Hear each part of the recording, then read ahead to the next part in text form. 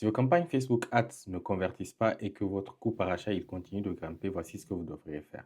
Là, on est sur une campagne où sur les 30 derniers jours, on a un ROAS de 6 et sur les 7 derniers jours, on a un ROAS de 7.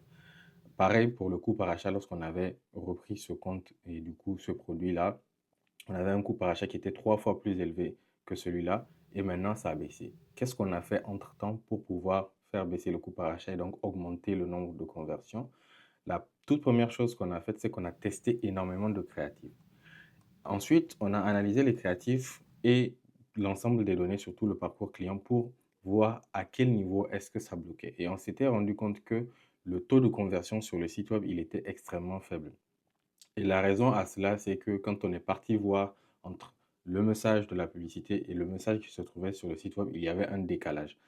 Et ce décalage-là, il crée vraiment énormément de freins à ce que les gens achètent votre produit parce que les promesses qu'il y a dans la publicité, ça ne va pas être la même chose qu'ils retrouvent sur le site web. Et donc, il y a vraiment un décalage. Ils ne sont pas venus pour ce qu'ils trouvent sur le site web et donc ils n'achètent pas.